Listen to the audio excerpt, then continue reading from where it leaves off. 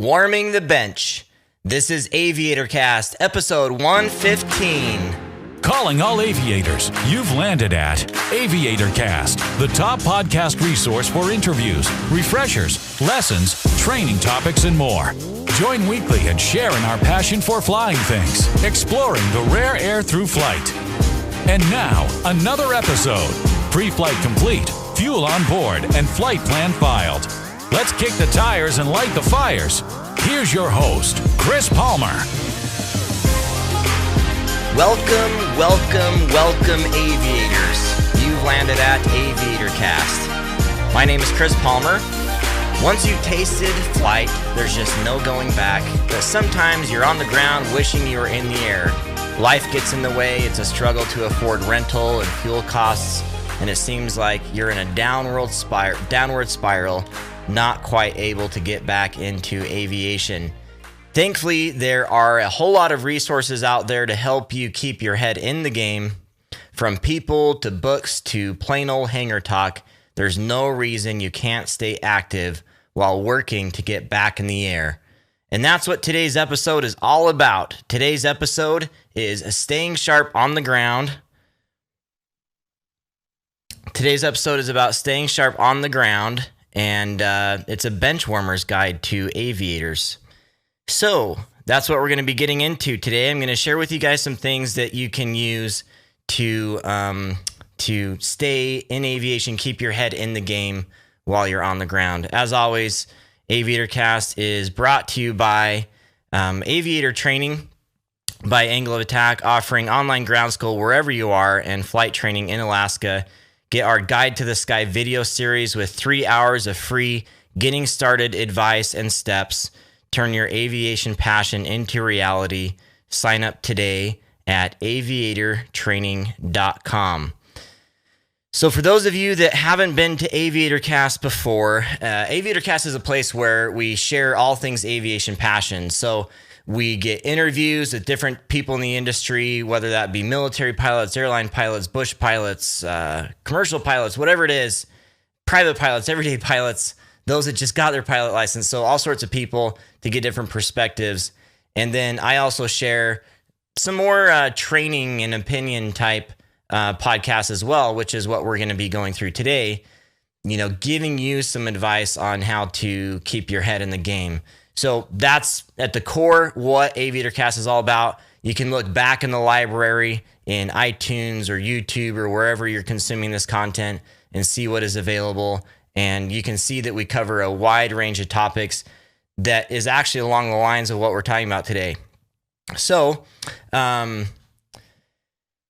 we are going to be getting into the content here pretty quickly. But first of all, we always do a review on the show, which is our way of, getting...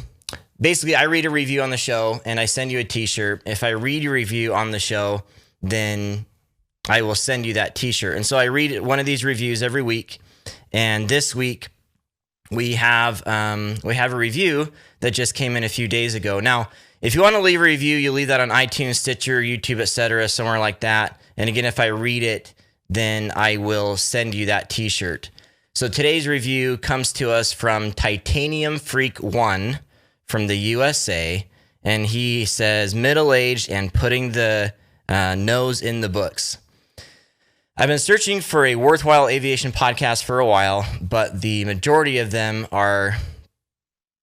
I recently decided to take up and follow my childhood dream of becoming a private pilot through listening to your podcast. It has inspired me that, yes, old dogs can learn new tricks, and now is a better time than never.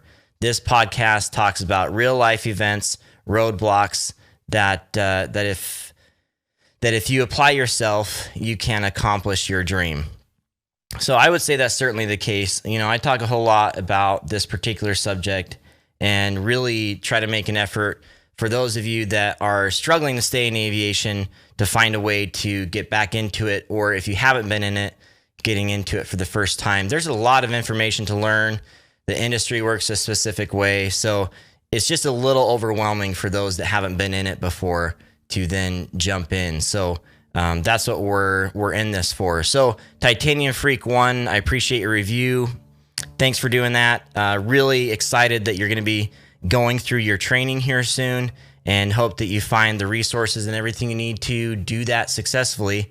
And I wish you the best of luck. Make sure to send me an email, me@aviatorcast.com, and then we can arrange to get you on the list to get one of those t-shirts.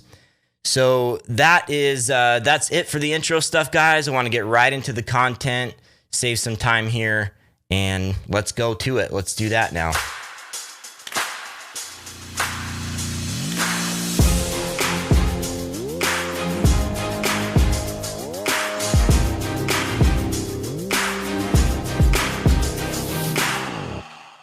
All right, so the whole idea of today is to stay sharp while on the ground, and I call this a Benchwarmers guide to aviation.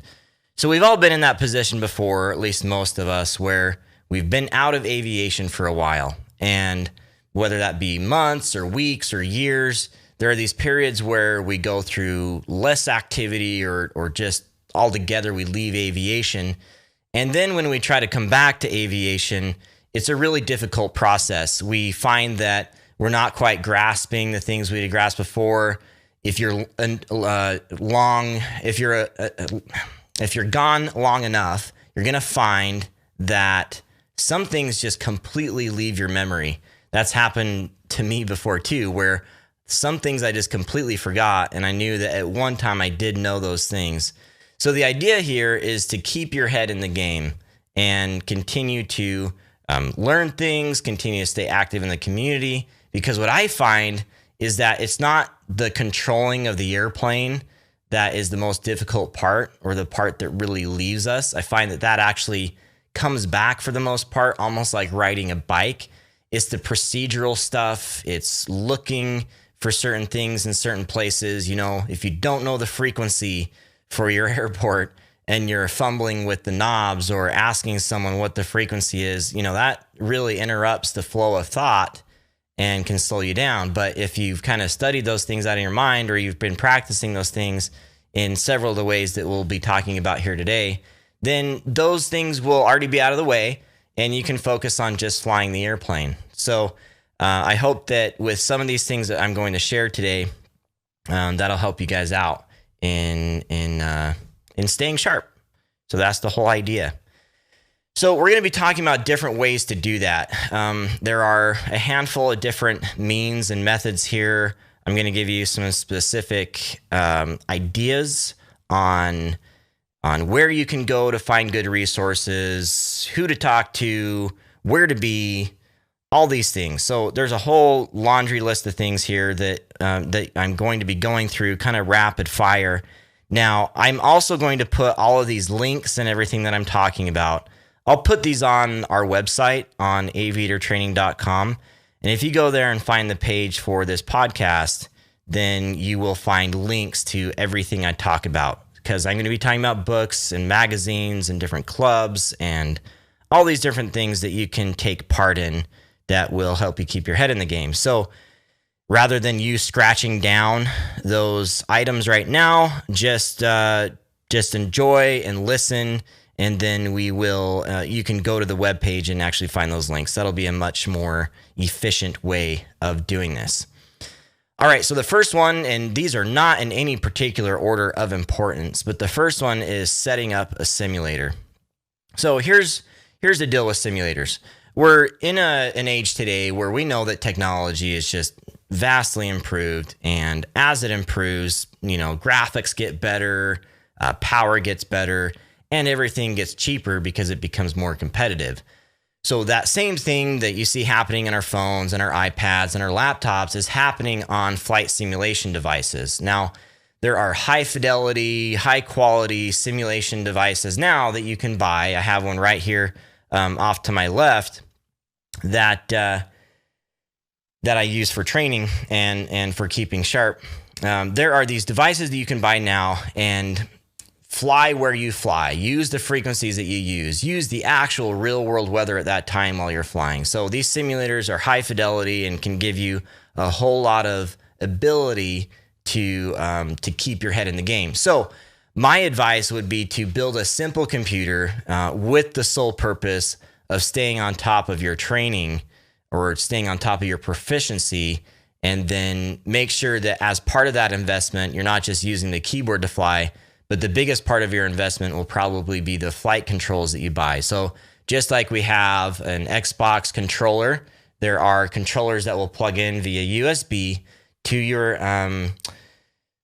your computer that are the yoke, the throttle, the trim wheel. Some are even, you can get the 6-pack instruments, you can get GPSs, you can get anything you want. But my big thing would be to get the basic control. So you, of course, want your rudder pedals. That's kind of the one thing that people leave out, but you want a yoke or a stick, whatever you use. And then you use a throttle quadrant. So I would suggest that you get those 3 main components, and then it'll work out really well. And then plugging into a mid-range computer that can run some graphics, and then get a simulator like Prepared, which is one that's out now. You can get a subscription to that for, I think, a fairly low price for an academic thing. So just you keeping up on your skills is qualified for that. Some of the newer versions of FSX, but another really good one that actually I think controls most like a real airplane is X-Plane. So if you get a simulator and you invest in this, then you can imagine that will help you a ton in staying sharp and fresh in the meantime. So say that this total investment that you're going to make, and this is a pretty low ball number, is $1,500, okay? You invest $1,500 in a simulator, you're a pilot, and you fly that simulator quite a bit to stay on top of your instrument skills, even just your basic VFR skills, and you're going to find that when you go to an airplane, everything is still there because you're actually practicing it. The only difference is that now it's for real. So I would give you the advice also that you treat that simulator as a real airplane. So make good safety decisions, do all your checklists, go through all of the things that you would go through in a real airplane, and treat it that way, treat it with respect. So another thing to do is to use it regularly. I think I've kind of already alluded to that, but there's even the idea of putting yourself on a schedule. Say, I'm going to do this every Saturday morning, or I'm going to do this every Monday night, whatever it is. You find a schedule and you schedule those flights. This isn't just something where you have to schedule an airplane. This is yours. It's in your home. Maybe you have to schedule things with your family, but it's a very, very valuable tool to stay on top of your skills. So again, I find that it's not necessarily the handling of the airplane that we forget as pilots. I think it's like riding a bike. I think it's mostly, for most people, is those little procedural things and how things move around, and mixing that all in with controlling the airplane and the decision making that people get really rusty on. It's the flow that a pilot gets when they get into proficiency. They get into these just nice, smooth, they know when things happen, they know how fast they happen, and that's the flow. When you're in the flow, things are going really well. When you've been out of flying for a while, you're out of the flow and you're not as proficient. So that is setting up a simulator and using that simulator often. Okay. Next one is work on the Wings program. So this is a little bit of a short one, and I don't want to go into too much detail here, but the Wings program is run by the FAA, and this is a way for you to get notified about seminars in your local area, things that actually qualify as credit toward your flight review. So, seminars, workshops, meetings, different things where, different airfields or different FBOs around you will put these things on, and they will have great seminars or different things you haven't thought about before, just learning something new. So it's a good place to go to not only learn those subjects, but it's also just really good for networking. And you end up meeting a lot of wonderful people at these places. You'll meet great instructors, you'll meet fellow pilots, and that way you can start to build your community. When you build a community around you because you're actively working and participating in that community, then you're going to find that you are you are bolstered up by other people, because it's a common thing in aviation for people to help each other out.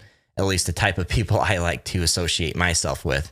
So you're going to find a lot of those people at these wings programs. And even if you aren't following the wings program in the sense that, you're checking the marks to check things off for your flight review and take care of some of that, it's still a very useful program. So you can find that on the FAA. Again, I'll put a link to that on the website. It's just a really good program and a great place to get credit like that. So just as an example, these podcasts that I do and these subjects could be something like a wings program seminar. It's fairly common to have something like this, or have the FAA or flight service come in and explain what they do, or an air traffic controller or an ex-military pilot. It's pretty common to have a wide variety of different perspectives. So it's just a very useful thing. Okay.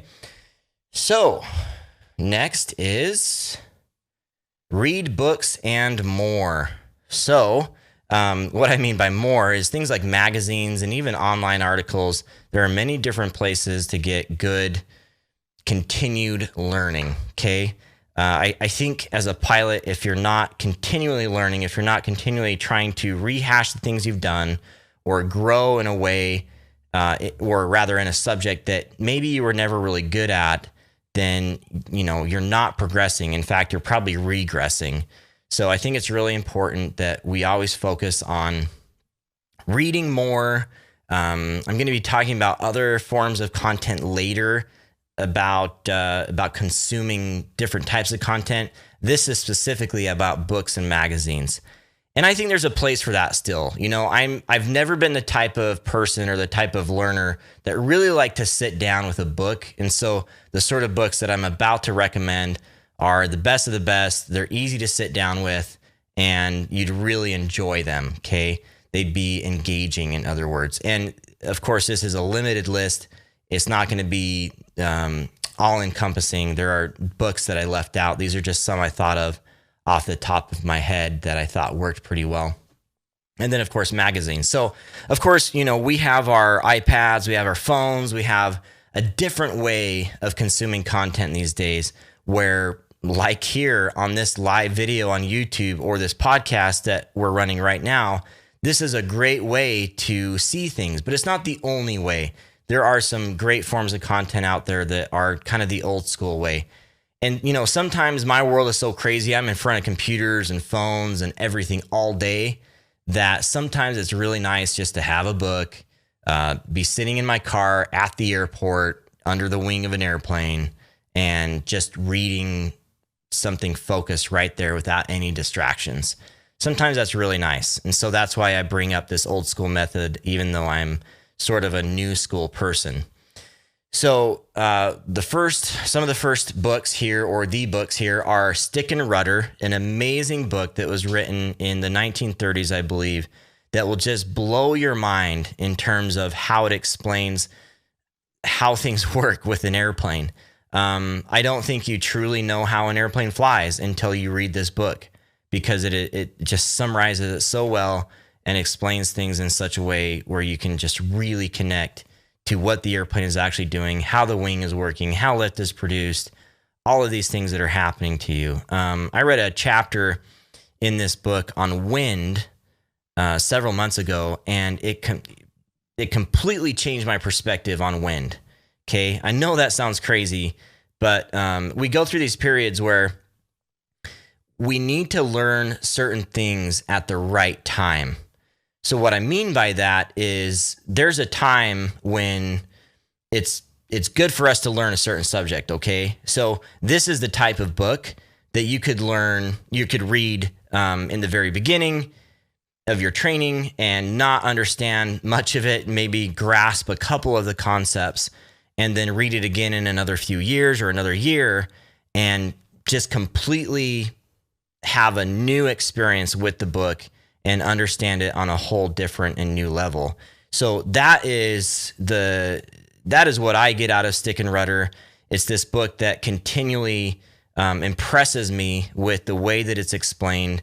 And I know that those professional pilots or any pilot out there that has read them does understand that concept, and the fact that this book is just spot on. Okay, so that is The Art of, or rather, Stick and Rudder. Okay, the next one is The Art of Flying. This is a great book as well that, along the lines of Stick and Rudder, maybe not quite as iconic, but just another great perspective. Another one I didn't put in here was Dick Collins from Sporties, or he was very much associated with Sporties. He wrote a lot of good books as well. So Dick, or Richard Collins, wrote a lot of good books as well. Okay, Fate is the Hunter. This is another old book that is kind of a hard read sometimes because it does use some very deep language and a vast vocabulary, but it is a very poignant book as well. Another one, The Killing Zone. I really like this book because it dispels a lot of myths about aviation in terms of safety, in terms of aircraft and training and all these things. And it's all done with data. Okay, it's written by a professor from Middle Tennessee State University, and he goes through. He's an NTSB investigator as well, or helps volunteer in his area. I'm not quite sure if he's officially connected to them, but he helps out with any accidents in that area. And he just connects a lot of the data. Okay, he says, okay, here are the actual pilots that are dangerous and why they're dangerous, and here's how you can build safety in your favor, and how that takes place through your training and what sort of things you need to be doing. So The Killing Zone is a very good book that I've recommended to a lot of people and continue to do so. So that is The Killing Zone. Okay. And then we get into magazines. So a lot of good magazines out there. I'll just read several of them now. You've probably heard of them before. There's AOPA Pilot Magazine, great magazine. Again, some cool perspectives there on training. You're going to see articles on aircraft sometimes. That doesn't impress me, okay? I'm not in the market for a jet. I'm not in the market for a brand new Bonanza. I'd love to be, but I'm just not, and I don't think the majority of us are. So I don't like that sort of stuff, but I like the articles that give us a different perspective. There's this one series, I believe it's in Flying Magazine, and it's called I Learned About Flying from That. And it tells these real world stories that people fess up to or that happen to them that teach us some pretty big lessons about aviation. So that's another magazine, is Flying Magazine. They do a fantastic job as well. Sport Aviation by EAA. EAA is the organization that puts on AirVenture in Oshkosh. So you've probably heard of Oshkosh before. They do a really great magazine. Amazing imagery in that magazine. Just some of the best photos out there. And then Flight Training Magazine, which is actually my favorite. Even though I'm an instructor and I do this every day, I really like seeing different perspectives on even small and simple subjects. And I just like that the entire magazine of Flight Training Magazine is all about those subjects. So those subjects are in the other magazines, but because the whole magazine is just chock full of it, I really enjoy Flight Training Magazine. Okay. All right. So this next one is kind of interesting. Okay. This is, you may or may not disagree with this, but retake a ground school. Okay. Or if you still have access to the ground school that you originally took, go and rehash that. This is something that I found in my training recently in getting through my advanced ratings, that because I was away from that initial training for so long, I forgot a lot of the material. So maybe this is something you do every 5 or 10 years, is you just retake a ground school and you go through every single subject again. Because as we do that, we get into a deeper level of understanding on each particular subject. And then maybe from there we say, hey, I want to know a little bit more about the temperatures that are most common for carb ice. And then you dig down deeper, maybe do some research online and study that subject. But it's just a way to kickstart and refresh all of that stuff that you've had before. Even if you're a professional pilot doing this every single day, there are subjects that you're going to forget. Just 100%. you will forget those subjects, and that's just the way it is. Maybe you're not retaking a ground school. Maybe you're out of flying a little bit right now, but you want to be getting into instrument training eventually, maybe sometime in the next few years. And so what you decide to do is you decide to take a new ground school. You decide to do instrument ground school, okay? That's one thing you want to jump into. So start something new. Start that process of moving forward. I always tell you on this podcast and elsewhere, I tell this to everybody, just one step after the other. That's how you get through aviation. That's how you get through this process. I've done what a lot of you have to do, and I've juggled my ratings with life and other financial obligations and family and all of these things that were pushing me. And looking at it at its entirety from the top down, I wouldn't be able to just approach that and say, oh yeah, I'm just going to go take my check ride today. Okay.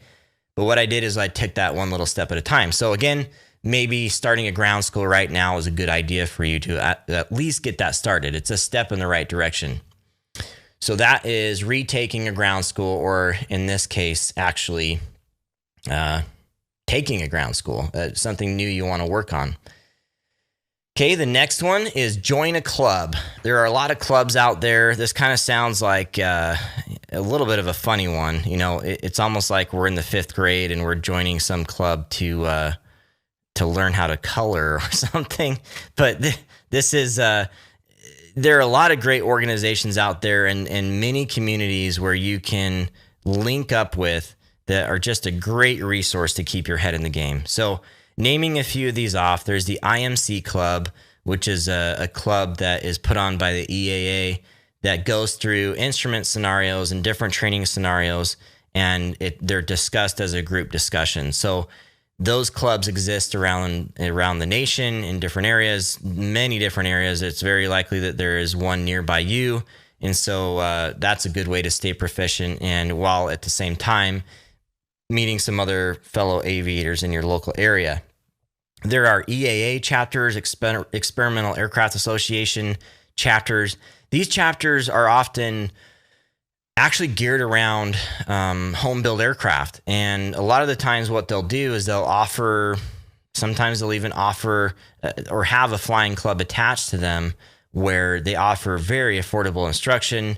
They definitely, most of the time, offer opportunities to help build experimental aircraft. And other than that, it's just a great community to be a part of. They will also put on their own seminars that you can go and be a part of. They usually have a barbecue or something each month. They have regular meetings. So really good thing to be involved in. I've had some great times stepping in on some EAA chapters that I think you guys would enjoy too. So that's something else you could do.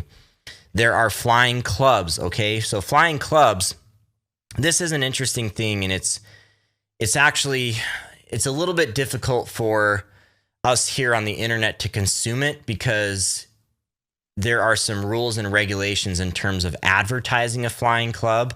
So a flying club is kind of an insider's way of saying, okay, we are all going to share the cost of aircraft ownership, and by doing so, by having monthly dues or whatever it is, we will have a reduced cost to flying this airplane. It's a very affordable and awesome way to fly. There are usually instructors attached to those clubs, and it's probably the best scenario, honestly, to learn how to fly and keep flying. The problem is that there are regulations that prevent flying clubs from advertising their services. They don't want people to be advertising a flying club like it's a flight school. So you're going to find that these clubs are hard to locate, and what you need to do is just ask person to person.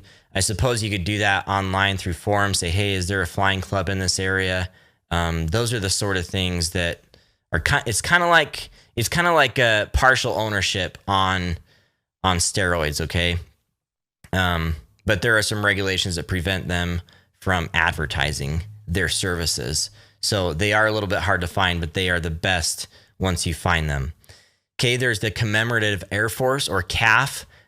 They have meetings as well, and you can help in the restoration or the participation in some events around the Commemorative Air Force. So they maintain all sorts of different kinds of warbirds that are, for the most part, or they would be warbirds that are out of service. Starting from World War I all the way up, you're going to find different, based on where you're at, different ability to participate in that process. You might have meetings where you watch the airplane. You might have local air shows at your small airport where you're showing off the airplane and doing that. You might participate in actually bringing an airplane to a larger air show. The Commemorative Air Force is a great, great organization. Okay, and then there's the Young Eagles. The Young Eagles is something that's a little more active in terms of the flying component, because the Young Eagles is an organization that gives kids, teenagers, rides in airplanes, and they do so for free, basically. So a kid will sign up and go fly with the Young Eagles and get a flying experience, a positive flying experience. Those that don't go on to become pilots, and I'm sure many of them do. I'm not sure what the EAA has had to check in on that, so I'll have to look into those numbers and see how many actually became pilots. But even if they don't become pilots, they're going to be in favor of aviation. They're not going to be the sort of people that complain about the noise at the local airport. So those are the different types of clubs: IMC Club, EAA chapters, flying clubs, CAF, Young Eagles. I'm sure there are some I forgot, so let me know what those are, and I will be sure to log those away in my memory so that I bring those up next time. Okay. The next one is attend seminars. So AOPA puts on a lot of great seminars online. I attend some seminars from SAFE and NAFI. They are some aviation educator seminars. Those are really good as well. But AOPA does a lot of these online. They do Rusty pilot seminars that are local. And then EAA will also do seminars as well. A lot of this is moving to online webinar types. But of course, there are also those local things that you can take you can be a part of that will help you go through that as well. Okay. Let's get to the next one here. That was just a really quick one. And that is go to an air show. Okay. Now, of course, you're going to have a blast looking at all the eye candy at the air show. We all know that we love hearing the sound of a P-51 whistling as it flies overhead. And what's better is when there's several of them in formation with a B-17 or something else. Of course, we're going to love the eye candy of the air show, okay? But here, talking about staying sharp while we're on the ground, there are a lot of other things at these air shows that happen that I find very beneficial. Maybe it's the talk from a World War II veteran, okay, that you're sitting in on. Maybe it's the forums or the different seminars surrounding that, where you can sit in and learn a new subject or get freshened up on a subject, whatever it is. Some of them will probably even be wings credits for some of these things.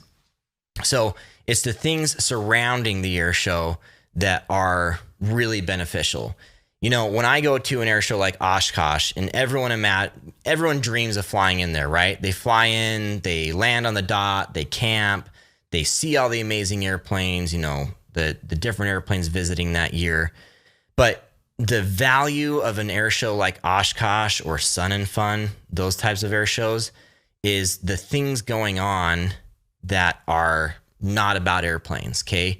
I like to go to these places to improve myself. So, for example, at Oshkosh this year, and I lightly participated in that last year, I will be participating in the Pilot Proficiency Center at Oshkosh and working as an instructor on a Redbird simulator there, helping other rusty pilots or just pilots in general come in and get a little bit of free time with an instructor, okay?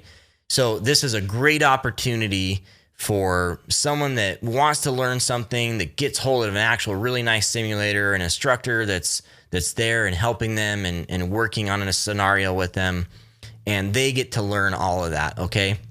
And free of charge. So that is just one thing. There are hundreds of forums at Oshkosh. I'm going to be doing several this year. Hundreds of forums, hundreds of workshops, anything you can imagine surrounding aviation. there is a subject for you. And it actually ends up becoming a problem at a large air show like this because there are usually 5 things going on at once that you just are dying to go to. And so you have to choose between good, better, and best at these air shows, at these larger air shows when it comes to seeing these things. Okay. So you're also going to see the progression of the industry when you go to these air shows. You're going to see the newest airplanes, the newest tech. Again, unless you're in the market, that's not going to be such a big deal, but it keeps your head in the game. You know, it's nice to know how things are moving, how things are improving in aviation, and how all that is working for you. Now, of course, above and beyond everything else, we've learned something, we've saw some cool stuff. The biggest thing is just to get inspired and get that energy to move forward. And if I go to an air show, and this has happened to me before, if I go to an air show and put in all this time and effort expecting to go there and be inspired, and for whatever reason, by my own omission or whatever it is, I don't end up feeling that, and I end up feeling like I've wasted my time, it's one of the worst feelings ever. So you've got to go in with a plan to these places and have a plan to learn something new, to get inspired, meet new people, and come away a better aviator for it. So that is going to an air show, which I highly recommend. Okay. The next one is engage in hangar talk. So hangar talk is this thing where you don't have to be in an actual hangar to do it. But what it is you're essentially just BSing with your buddies, okay? This is the fishing stories of flying. So you're sitting around a hangar, you're talking about these experiences that you've had, and you're just hanging out at the airport. So there's not a ton of hanging out here at my airport. People are usually busy when they're actually on the airport. We have a lot of commercial operators and things. So there's not a whole lot of this going on, but you know, I do try to be part of the community there. There was this guy the other day that flew in a King Air to the airport. And what I usually do when I see people around like that is I go and ask them if they want to ride. Because usually I'm headed out anyway and say, hey, do you want to ride somewhere? So I just started talking to this guy, and he ended up being from Scottsdale, and they came up in their King Air, and they were going to be doing a float rating later, but they wanted to know where to go for dinner, and they wanted to know this and that and flying places. And so I just ended up talking to him for 20 minutes. And it you know, that would be hangar talk right there. Another thing we do around here is after the busy day of all the operators working here is we have pilot night on Thursday nights. So there's this restaurant right across the street from my office here. It's called Beluga Lake Lodge. And we go and we have burgers. You can order the Cessna burger. Kid you not. It's right on the menu with a little float plane on the menu because you can overlook the lake, Beluga Lake. So we have pilot night, okay? And so that's our hangar talk. So in other words, this is an opportunity for you to just be part of the community. And hanging out at the airport is free, okay? 100% free. You might have to go and get a security badge, but hanging out at the FBO or hanging out on the airport grounds is totally free. And more often than not, it's very encouraged. In some situations, it wouldn't be, like at really busy airports, but for the most part, no one's going to stop you from just hanging out at the FBO or hanging out on the ramp, as long as you're not, you know, fiddling with other people's airplanes or touching their airplanes without permission. People in aviation love that you love it too, okay? And they want to be a part of that. They'll probably come up and talk to you, and you're going to make a new friend. So that is hangar talk. All right. So the next one is watch YouTube, okay? So YouTube is such an incredible source for information these days. It's kind of goes without saying, you know, you can go there to learn something, you can go there to be entertained, and the aviation community on Facebook is just really vibrant, and a lot of my friends are on YouTube, and I really like sharing aviation media, and so, you know, I associate with a lot of these people. So a couple channels you're going to want to check out. First off, you're going to want to check out our channel.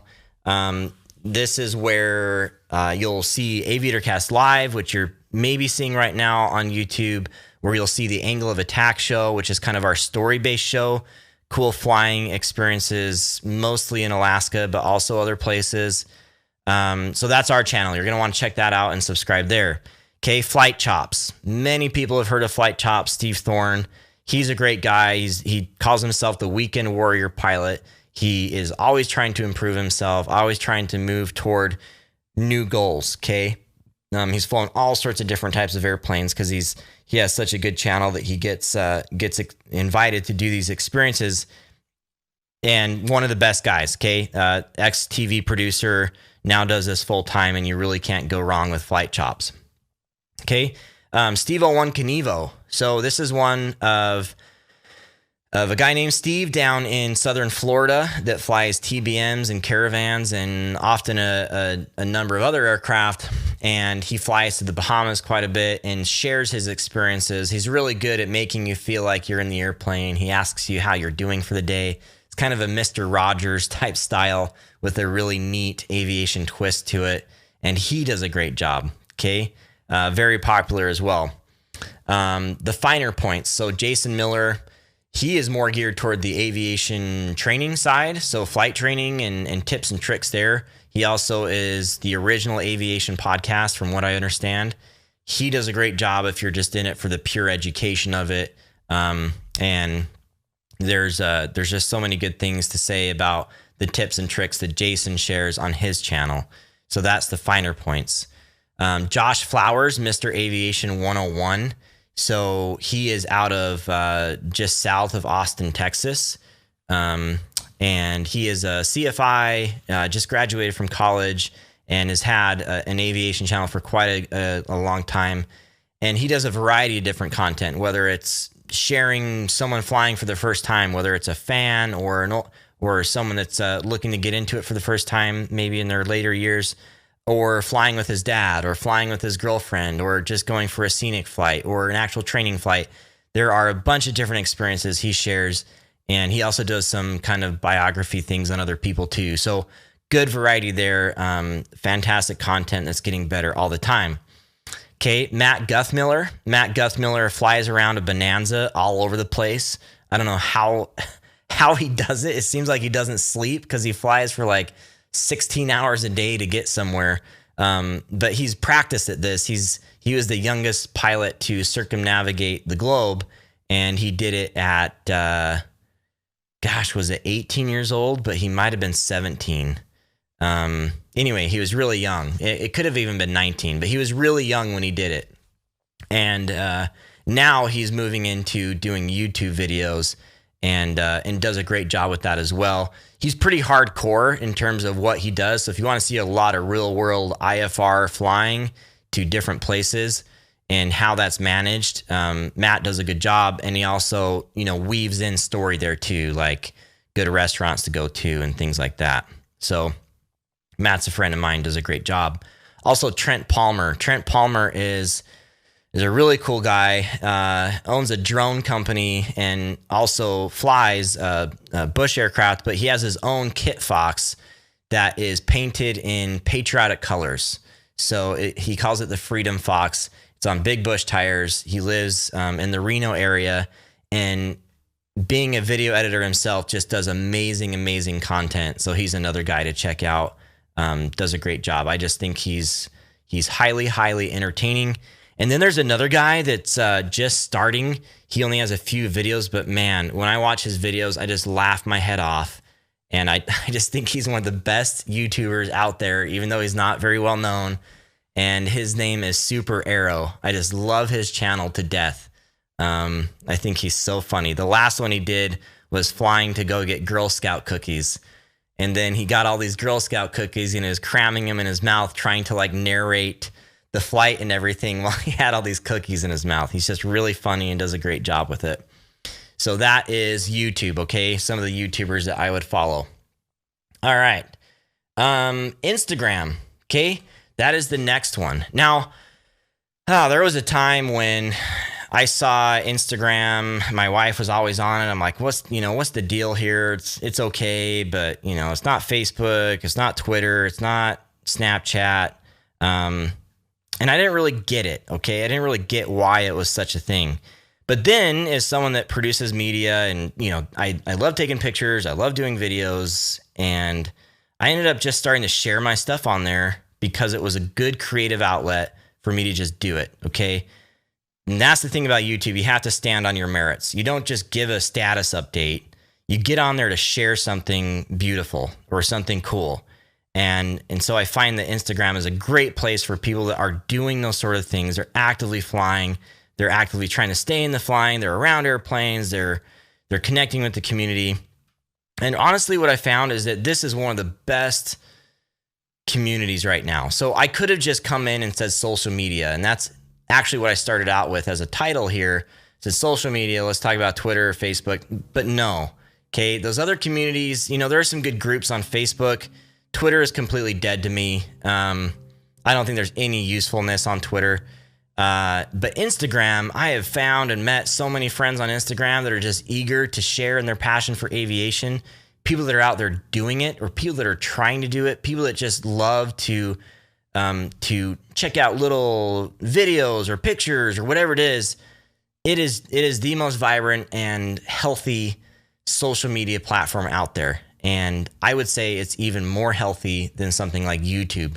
It's just unregulated in terms of what you see is what you get. You follow someone and they show up in your stream, and it's a good picture or a good video or whatever it is, and that's what you get. So I really love Instagram. I've met so many friends from Instagram, and I just can't say enough good things about it. I really encourage you to get on there and sign up and follow some people on there. Check out the Aviation hashtag. Just a lot of great people. Most everyone I know is using it these days. All of those YouTubers I just mentioned. This is where I spend a lot of my time, even probably more time than YouTube. There's just a lot of great content on Instagram, and I think it's only going to get better. So it's a good place for you to spend your time. All right. So that is it for our content for now. I know that was kind of rapid fire. I shared more than I usually share. And so now we're going to get into the closing thoughts and close out the show here. Join us next week for another exciting topic or interview with a great guest. All AviatorCast resources can be found at AviatorCast.com. Subscribe to AviatorCast on iTunes, Stitcher, Google Play, YouTube, and other podcast services. Did you enjoy the show? Review AviatorCast on iTunes or similar service. If your review is aired on the show, we'll send you an official AviatorCast t-shirt. As always, we'd love to hear from you. Write AviatorCast at me@aviatorcast.com to introduce yourself or to ask any questions you may have about aviation. Now, for the final release clearance, back to Chris Palmer. All right, guys, a huge thanks for joining me on this episode of AviatorCast. It was a pleasure to have you guys here. This whole idea behind staying sharp while you're on the ground and a benchwarmer's guide, right? It's the perfect term, a benchwarmer. It's kind of what you are for a while as you're sitting on the sidelines waiting for the opportunity or the situation to come up again when you're going to be able to fly. And it's great to be prepared at that point when you're getting there. But aviation is such a great community. There are many, many people in the industry that are just eager to help those out that are passionate about it and want to be part of it. I know that I'm that way. I get really excited when people write me, and I really appreciate when people write me and say, hey, thanks for what you do, or what do you think about this? Or, hey, I just started my training. I thrive on that sort of stuff. And there are so many people in the industry that do. And so no matter what you're doing in this, and there are a lot of just kind of personal things here, like reading books and whatever, but whatever you do in doing this, try to be more a part of the community. And I think you'll find that there are people out there willing to invite you along for a ride, or people that will give you a little bit of advice, or people that will hook you up with the right person to take the next step. So that's what aviation is all about. It's all about paying it forward, because really none of us got to where we are without that assistance. So I encourage you guys to keep going that direction. So if just kind of as a closing message here, if any of you are looking for ground school, this is something that we do at Angle of Attack, at Aviator Training, is we have online ground school. So we have it for private. I'm currently working on the instrument course, and then we're going to have a commercial course later this year. So if you're in the market for it and you like my style, you like what I have to say, then this is kind of the format that we use in my ground school, a very conversational format where we slow down on topics and share different details. And I do those live as well, which means that you can actually ask questions as we're going along. It's a really great process. So if you're in the market for that, give us a shout. Go to aviatortraining.com, check out what we have. Would be more than happy to have you. So keep taking that next step, okay? There are a lot of different steps you can take. I shared a ton of them today. I thought this is a poignant moment to do that because this is something that a lot of you need. You know, a lot of you are on the sidelines. I get a good amount of messages from those that say, hey, I'm going to be doing my training next year, or I'm waiting till my kids grow up, or whatever it is. I know a lot of you are on the sidelines. Don't put yourself down for that. Just keep building yourself up and taking that next step in aviation if you really do want to get there. And if you just take things little by little, then eventually you're going to get to the point where you're a pilot and you're not going to know what happened, okay? But it's those little steps along the way that get you there, all right? So that is it for this episode. As always, you can write me at me@aviatorcast.com with any suggestions for content, or maybe you need some advice, or maybe you just want to say thank you or hello, whatever it is, feel free to write me. And I appreciate you guys being a part of this community. We couldn't do it without you and your contribution, so keep it up. So until next time, throttle on.